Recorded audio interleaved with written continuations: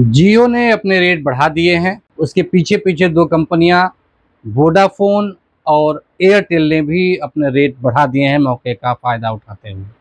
अब ये रेट किस वजह से बढ़े, चाहे वो शादी की वजह से बढ़े हों या चाहे जिस वजह से बढ़े हों, सबसे बड़ी मार पड़ी है गरीबों को कि वो बात करने के लिए भी अब उनको महंगा रिचार्ज कराना पड़ेगा। इसके क्या कारण हो सकते हैं? क्या बीएसएनएल इसका एक विकल्प बन सकता है? क्या बीएसएनएल की डूबती हुई नैया पार हो सकती है और उस नैया पे गरीबों का सहारा लग सकता है? आइए जानते हैं आज के इस वीडियो में। ये वीडियो बड़ा ही महत्वपूर्ण है, इसको बड़ा ध्यान से देखिएगा। मार्केट का लीडर, सबसे ज्यादा प्रॉफिट कमाने की मशीन, भारत का प्राइड, ये बीएसएनएल एकदम से लॉस में कैसे आ गया? ये बीएसएनएल फेल हुआ या जानबूझ के इसको फेल किया गया, इसका दम घोटा गया? इस मुश्किल हालात के बाद भी ये अब तक टिका हुआ कैसे है और अब क्या वास्तव में वापसी कर पाएगा? और बीएसएनएल का वापसी करना आम भारतीय के लिए जरूरी क्यों है? और इस पूरे गेम में टाटा जी की क्या भूमिका है? की फुल फॉर्म है भारत संचार निगम लिमिटेड। कुछ लोग मजाक में कहते हैं भाई साहब नहीं लगेगा, वो उसकी नहीं है, वो मीम है। इसकी शुरुआत हुई थी अक्टूबर 2000 में। पर्पस सिंपल सा था, देश के कोने कोने तक कनेक्टिविटी पहुंचा दो, आम आदमी आपस में कम्युनिकेशन कर पाए और भाई साहब ये जो सुविधा है ये सस्ती हो। इस उद्देश्य के साथ बीएसएनएल बाजार में आया, क्योंकि उस समय प्राइवेट कंपनियां पहले ही कम थी और जो थी वो कहती थी कि भैया हमारा फायदा तो शहर में है, क्योंकि शहर में काम भी आसान है और पैसा भी मोटा है। और गांव जाएंगे तो गांव में यार इतनी दूर कौन जाए, इतनी मेहनत कौन करे, और गांव वाले तो यार ज्यादा पैसा भी नहीं देते। प्राइवेट कंपनियों को तो चाहिए प्रॉफिट, तो वो तो दूर गई नहीं। लेकिन बीएसएनएल तो सरकारी कंपनी है, उनको तो जनता की सोचनी थी। तो जिसका कोई नहीं उसका बीएसएनएल था। तो बीएसएनएल गई दूर दराज गाँव में, पहाड़ों में, रिमोट एरिया में और वहां पे अपना संपर्क स्थापित किया। अब यूं तो बीएसएनएल को प्रॉफिट से लेना देना नहीं था और बाकी की तुलना में सबसे कम रेट पे भी दे रही थी, लेकिन उसके बाद भी पहले साल ही जबरदस्त प्रॉफिट किया और 2001 से लेकर 2008 तक 8 सालों में एक भी बार लॉस में नहीं गई, बल्कि टोटल 8 सालों में 46,668 करोड़ रुपए का प्रॉफिट कमाया। ये दूध देने वाली गाय थी भारत सरकार के लिए। एक समय ऐसा था सन 2004-05 में 10,000 करोड़ का प्रॉफिट सिंगल ईयर में कमाया था। ये बात उस जमाने की है जब बीएसएनएल डोमिनेट किया करता था, 70% मार्केट शेयर था और ये एयरसेल, डोकोमो, आइडिया फाइडिया चड्डी में घुमा करते थे। तो भाई साहब जब कोई चीज गवर्नमेंट का खजाना भरने लग जाती है और पैसा देने लग जाती है तब आता है लालच, और फिर चालू हुआ बीएसएनएल का डाउनफॉल। इसके 4 कारण थे, एक एक करके समझते हैं। पहला कारण 2007 के आसपास सुगबुगाहट हुई कि भैया जो उस समय के टेलीकॉम मिनिस्टर हैं दयानिधि मारन, उनसे सीबीआई पूछताछ कर रही है। पता नहीं यार क्या बात हो गई, क्या बात हो गई। फिर बाद में मीडिया में खबर निकल के आई कि इन्होंने अपने घर पे बीएसएनएल के बड़े बड़े अधिकारियों की मदद से 323 हाई कनेक्शन की लाइनें हैं अपने घर पे डलवा रखी थी। बोले sir 323 high speed internet connection अपने घर पे क्या कर रहे थे? सर उस बीएसएनएल की लाइन से इनका जो प्राइवेट नेटवर्क था, सन नेटवर्क, इनका खुद का मीडिया चैनल था, उसको सप्लाई दे रहे थे साहब। अब बताओ, सरकारी पैसों से, बीएसएनएल के पैसों से प्राइवेट मीडिया चल रहा है। तो अब जब ये गड़बड़ी पकड़ में आई तो दयानिधि मारन ने क्या रिजाइन, उस समय थी गठबंधन की सरकार, तो ये इन्होंने रिजाइन किया तो इन्हीं की पार्टी के दूसरे व्यक्ति आए, ए राजा, वो बने टेलीकॉम मिनिस्टर। उस समय बीएसएनएल प्लान कर रहा था वाईमैक्स टेक्नोलॉजी लाने का कि भैया हम स्पेक्ट्रम बांटेंगे और वो पूरे देश में जगह जगह जाएगा और वायरलेस डेटा ट्रांसफर होगा और मस्त इंटरनेट मिलेगा।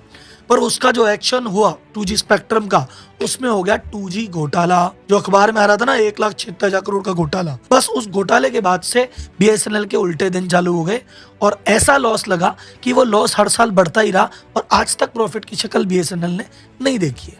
अब देखो बीएसएनएल में गड़बड़ियां निकल गई दो बड़ी बड़ी। एक टेलीकॉम मिनिस्टर भाई साहब घर पे लाइनें ले रहा है, दूसरा टेलीकॉम मिनिस्टर घोटाले कर रहा है। तो अब की बार बीएसएनएल पे आ गई सबकी नजरें। सीबीआई वैसे भी इन्वॉल्व हो गए कि यार बीएसएनएल में बहुत बड़ी गड़बड़ी चल रही है, ये तो दूध देने वाली गाय है, इस पे चेक करो। तो बड़े बड़े टेंडर छोड़ो, छोटे छोटे जो टेंडर थे ना उस पे भी निगरानी। और ऐसा नहीं कि फालतू की जांच थी, जांच करी तो छोटे छोटे टेंडर में भी गड़बड़ियां निकली। पता चला कि भाई साहब ऐसी ऐसी कंपनियां टेंडर भर रही है जिनके कोई एड्रेस ही नहीं है, नाम पता ही नहीं है, शेल कंपनीज है। नोकिया जैसी कंपनी रिजेक्ट हो रही है और शेल कंपनी सिलेक्ट हो रही है। अब इधर यहाँ पे गड़बड़ी चल रही है और उधर की तरफ एयरटेल अपना एक्सपेंशन करे जा रहा है, वोडाफोन अपना एक्सपेंशन कर रहा है, आइडिया अपना एक्सपेंशन कर रहा है। इनको कोई रोकने वाला ही नहीं, प्राइवेट प्लेयर चल रहे हैं और इधर इसके हाथ पांव बांध दिए गए, क्योंकि कुछ नया ऑर्डर लेने जाए बोले इसकी जांच होगी, इसमें गड़बड़ी, ये रद्द। ऐसा ही एक और किस्सा हुआ उस समय प्लान हुआ कि 9,30,000 जीएसएम की लाइनें बिछाई जाएगी और ये इतना बड़ा प्रोजेक्ट था। उस समय इसकी वैल्यू थी $10 बिलियन, यानी आज के भाव में देखा जाए तो 80,000 करोड़ का प्रोजेक्ट। अगर ये प्रोजेक्ट हो जाता तो विश्व के सबसे बड़े प्रोजेक्ट में से एक प्रोजेक्ट होता है। फिर उसमें गड़बड़ी सरकार ने कहा ये बीएसएनएल के नाम पे कुछ भी टेंडर निकलता है, उसमें फिर गड़बड़ी, फिर जांच, और दो मंत्री तो हट गए। क्या करें, बोले यार प्रोजेक्ट ही बंद करो, कुछ नहीं कर रहे नया। तो उसमें भाई साहब नया इक्विपमेंट खरीदना ही नहीं, नए टावर लगाने ही नहीं, जो पड़ा है उसको चलने दो। तो इस तरह से उसके हाथ पांव बांध के बीएसएनएल को पटक दिया साइड में, और इधर प्राइवेट प्लेयर मनमाने तरीके से आगे बढ़ते रहे। ये था सबसे प्रमुख कारण जिसकी वजह से बीएसएनएल की ग्रोथ एकदम से रुक गई। बीएसएनएल क्यों टूटा ये आपको समझ में आ गया, लेकिन बीएसएनएल टूटना नहीं चाहिए ये जरूरी है। तो राहुल जी बीएसएनएल की जरूरत हमको है क्यों? टूट गया तो टूट गया, घनी कंपनी बंद होती है, एक और सही नहीं साहब, बीएसएनएल बंद नहीं होना चाहिए। इस बात को भाई साहब आप पकड़ के बैठ जाओ। क्यों, अभी बताता हूं। सबसे पहला कारण तो भैया आपने अभी आंखों के सामने देख लिया, टू कंट्रोल द कंपटीशन। अभी भाई साहब बीएसएनएल खत्म हो गया, प्राइवेट प्लेयर वैसे चले गए, ले दे के 3 कंपनियां बाकी रही है।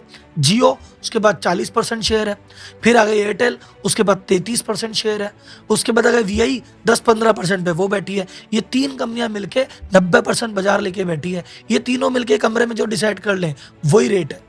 तो इनकी रेट को कंट्रोल करने के लिए इनके मन में डर नहीं है, हम चाहेंगे जो रेट कर लेंगे। जनता के पास ऑप्शन कहाँ है, कहाँ जाएगी जनता?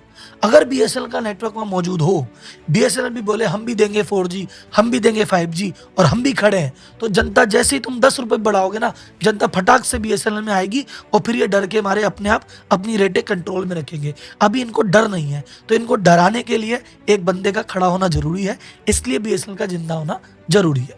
अब सबसे बड़ा सवाल जिसका शायद आप इंतजार कर रहे हैं कि राहुल जी ये बात बताओ, ये बीएसएनएल बाउंस बैक करेगा कि नहीं करेगा, ये वापस आएगा कि नहीं आएगा? तो सर जी इसका जवाब है आपकी उम्मीदों को बल देते हुए, हाँ ये वापस आ सकता है, और 4 कारण है जिसकी वजह से मुझे लगता है आ जाएगा। पहला कारण है भाई साहब करंट गवर्नमेंट। मोदी जी पिछले 5-6 सालों में 3 लाख करोड़ से ज्यादा का फंड बीएसएनएल के रिवाइवल के लिए रिलीज कर चुके हैं। ये सरकार को पता है कि भाई साहब चाहे डुबाया किसी ने भी हो, अगर हमारी निगरानी में बीएसएनएल बंद हो गया तो ये जनता माफ नहीं करेगी। तो भाई साहब कुछ भी हो कैसे भी हो बीएसएनएल को जिंदा रखना जरूरी है, तो सरकार का साथ तो है। दूसरा जो मुझे सबसे बड़ा भरोसा है वो इस सरकार से, और मोदी जी भी बड़ा भरोसा है, वो है टाटा का भरोसा। जहां मोटा भाई ने और एयरटेल ने 5G लॉन्च कर दिया है, 5G की टेस्टिंग लग रही है, वो कह रहे हैं 3-6 महीने में 5G कर देंगे सब जगह। उधर भाई साहब बीएसएनएल अभी कह रहा है हम तो 4G की तैयारी कर रहे हैं। तो 2024 का टारगेट है कि हम तो 4G लगाएंगे और 2025 में इसको 5G कर देंगे। अब अगर कोई भी बीएसएनएल का व्यक्ति मुझे ये कहे कि हम तो 2024 में तो 4G करेंगे और 25 में 5G करेंगे, मैं इनकी बात मानो ही ना। लेकिन भाई साहब इस काम का जो ठेका दिया गया है वो दिया गया है रतन टाटा जी की कंपनी टीसीएस को। 15,000 करोड़ का कॉन्ट्रैक्ट टीसीएस को दिया गया है, और जब टीसीएस ये कहती है कि हम जिम्मेदारी लेते हैं 2024 तक लगा देंगे सब जगह, और हार्डवेयर वही रहेगा, सॉफ्टवेयर में जरा सा अपडेट करोगे 4G ही 5G हो जाएगा, तो मुझे टाटा का भरोसा है कि भाई साहब टाटा कर देगी। तो अगर आपको भी लगता है कि यार टाटा का भरोसा है, तो एक हैशटैग चलाते हैं आप लोग, देखते हैं आप और मैं में कितना दम है। हैशटैग टाटा का बीएसएनएल। तो देखते हैं साहब टाटा को और बीएसएनएल को अपना कितना समर्थन है, क्योंकि आवाज तो उठानी पड़ेगी। अगर आपने आज आवाज नहीं उठाई तो फिर ये जियो का जो आज डेटा है कल रेट डबल भी हो जाएगी, कर क्या लेंगे? भाई साहब पब्लिक सपोर्ट में उतर गई है। पब्लिक पहले बीएसएनएल को इग्नोर करके बैठी थी और भाई साहब फ्री के लालच में जियो के पास घुस गई थी, एयरटेल के पास घुस गई थी। अब इनको जब लात पड़ी है तो इनको समझ में आ गया कि प्राइवेट प्लेयर किसी के सगे नहीं है, निहाल तो भैया बीएसएनएल ही करेगा। तो एक गुस्सा आ गया है जियो के प्रति, एयरटेल के प्रति। लोग बाग पोर्ट कर रहे हैं, लोग बाग दूर जा रहे हैं, एक मन में खटास सी है। और जैसे पहले बीएसएनएल का ऑप्शन ढूंढ रहे थे कि बीएसएनएल से दुखी है कोई और मिले तो जाए, अब इनका ऑप्शन ढूंढ रहे हैं। तो अगर भाई साहब अब बीएसएनएल मौके पे चौका लगा गया तो एक बार में पूरा मार्केट शेयर खींच ले जाएगा। तो सर अगर बीएसएनएल रिवाइव कर गया तो फ्यूचर क्या होगा? फ्यूचर में या तो जियो को और एयरटेल को अपनी रेट गिरानी पड़ेगी, और अगर नहीं भी गिराई तो भविष्य में अगले 2-5 साल तक बढ़ाने की तो सोचेंगे ही नहीं। अब वीडियो आपको कैसा लगा कमेंट करके जरूर बताइए कि बीएसएनएल क्या आने वाले समय में गरीबों का सहारा हो सकता है। बीएसएनएल जैसी कंपनियां मार्केट में होनी चाहिए जिससे प्राइवेट कंपनियों पे लगाम लग सके अगर ये वीडियो आपको अच्छा लगा हो तो ज़्यादा से ज़्यादा शेयर कीजिए, जिससे ये जानकारी और लोगों तक पहुंच सके। बीएसएनएल के बारे में आपकी क्या राय है, कमेंट करके ज़रूर बताइए। मिलते हैं अगले वीडियो में, तब तक के लिए नमस्कार।